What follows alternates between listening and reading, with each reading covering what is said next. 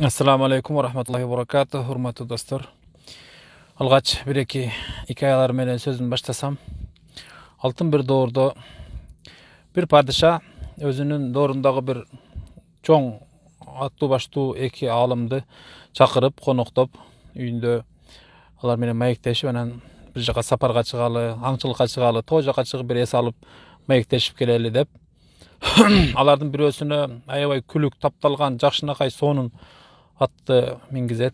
Экинчисине болсо атайын кашаң жанагындай баспаган атка мингизип анан үчөө жөнөйт. Анан жолдо баратканда жанагы тапталган жылкыны жакшы атты минген алым астына чыгып алыс кетип калат. Анан жанындагы кашаң ат минип баратканга падыша айтат: "Урматтуу таксырым, бул кандай деп ойлойсуз?" Тиги астыга чыгып кетип калды, бизге караган жок. Ал деген биз менен баш керек болчу деп сынап сурайт. Ошондо кашаң атка минген алым айтат: "Падышам, бул адам өтө илимдүү, таква, данышман, көрөгөч, ушунчалык бир адам, анын теңдеши жок. Бул өтө илимдүү адам. Болгону сиз ага мингизген ат аябай бейбаш болуп, мындай баягындай көтөрүп кетти.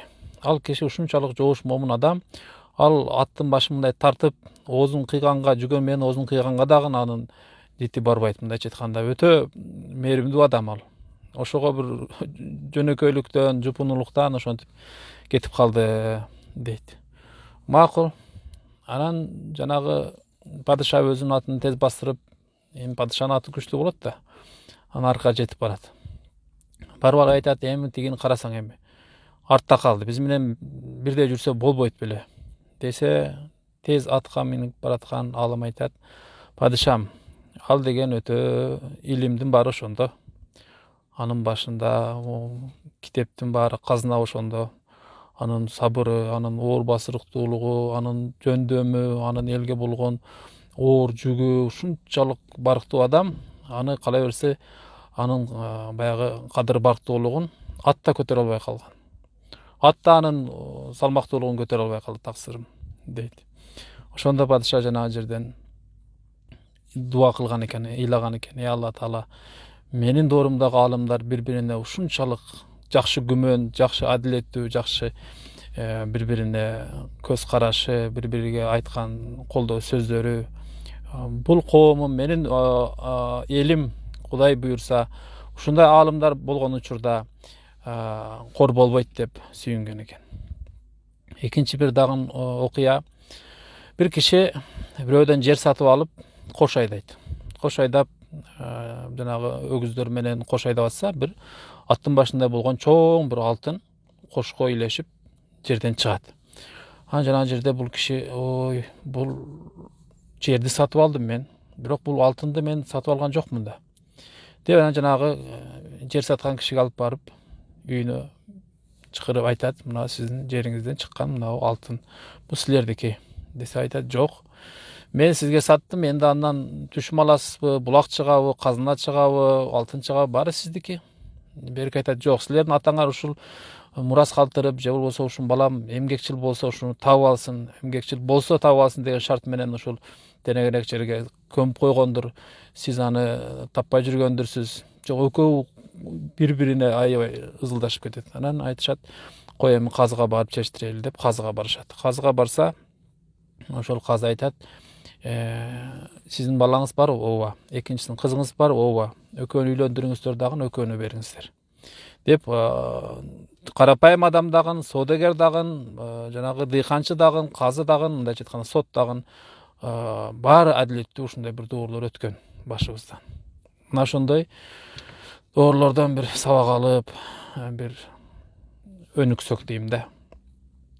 Мен оюмча өкмөт, жаңы башчылар, жаңы жетекчилер, ажолор ушул алымдардын сабатын, алымдардын жөндөмүн, алымдардын мүмкүнчүлүгүн пайдаланыш керек. Алар менен бир дасторконго отуруп, Кыргызстан боюнча мындай аксакалдарды, окумуштууларды, данышмандарды, мындай тарыхчыларды, көптү көргөн агайларды, молдолорду, мындайча айтканда акындарды, жаш куш акындарды чогултуп бир 50-60 бир киши өтө бир тапталган кишилерди чогултуп ошолор менен кеңешиш керек. Мына мисалга Кыргызстанда азыр көйгөйлүү маселе эмне? Исрапкорчулук, паракорчулук, сүткорчулук, ар кайсы жерде аракеччик, баягы намыс жоголуп баратат эркектерден. Баары агылып Россияга баратат. Ушундай биз өзүбүз улут катары, жер катары, мамлекет катары жок болуп кетпейли. Ушунун баарыбыз бир кеңешип, ушундай бир долбоорлорду кабыл алалы. Мисалга 2021-жыл, 22-23 жыл эмнеге, мисалы үчүн исрапкорчулукту тыябыз, экономиканы көтөрөбүз, паракорчулукту жок кылабыз, коррупцияга каршы. Ушундай бир 5-6 программаны алып, ушуга жараша биз элге айталы. Сиздердин үнүңүздөр элге жетет. Мисалы үчүн бир айыл өкмөт бир күндө мисалга бир жумада дейли, бир жумада бир 10 кишиге жолугар, 20 кишиге жолугар, бирок бир айылдын имамы бир жумада канча 500дөн кем эмес адамга жолугат. Жума намазы да болот, 5 убакыт намазы да болот, жанагы нике да болот, жаназа да болот, эл чогулган жерде болот, хатмы Куран да болот. Элге көбүрөөк жакын, көбүрөөк сөзү өтүмдүү, көбүрөөк эл менен жүргөн киши бул имам, молдоке, алым. Ошону эске алыш керек. Бир маалыматты, бир законду, жаңы мыйзамды, же бир жаңы бир идеяны элге долбоорду жеткирүү үчүн алымдар чоң мүмкүнчүлүк. Алар шарият жагынан дагы адал жагын айтып берет, арам жагын айтып берет. Ошондуктан менин бир мындай жеке пикирим, кандай мыйзам болбосун, кандай элди өнүктүрүүгө, элди бир нерседен тыюуга, элге бир нерсени жеткирүүдө бир долбоор чыкса, эл азыр дароо шарият жагындагын эсептешет. Азыр биздин эл иман жагынан сабаттуулугу өтө жогору башка мамлекеттерге караганда. Дароо алымдар эмне деген буга, кайсы алым эмне дейт деп ошол жак таразынын экинчи жагына салып көрөт. Ошол жерден биздин алымдар дагы кошулуп, ошол кабыл алынган программага, долбоорго өзлөрүнүн пикирин айтып, эл чогулган жерлерде мисалга коррупциянын канча арам экенини, суткорлуктун канча арам экенини, ысырапкорчулук, арак ичип кетүү, бири-бирин алдоо, жала жабуу мына азыркы күндө өтө бир көйгөйлүү маселе болуп турат. Ушуну ар бирине эгер мамлекет тараптан, муфтият тараптан ушундай бир тапшырмалар берилип турса, биз айтабыз, элге коркпой айтабыз, элге тартынбай батынып айтабыз. Биздин көйгөй, жалпы элдин көйгөйү деп көбүрөөк дух менен, көбүрөөк изденип, көбүрөөк жоопкерчиликти алып мындай айтат да адамдарчы. Анан бири-бирине таш атмай, бири-биринен жаман күмөн санамай мындай болуп турса, өкмөттүн айтканын дагы, молдонун айтканын дагы мындай баш айланып турган эл укпайт, аткарбайт. Биз баягындай кечигебиз бир нерсени ишке ашырууда. Ошондуктан тез арада ушундай бир алымдардан, жана мен жогоруда айткан адамдардан бир кеңеш түзүлүп, элди бир мындай бир айтса сөзүн уга турган адамдарды чогултуп туруп, ушундай бир кеңеш түзүлүш керек. Элге бир нерсени жеткирүүдө ошолордун ресурс катары, ошолордун сөзүнө, ошолордун тилине, ошолорду уккан адамдарды пайдаланыш керек.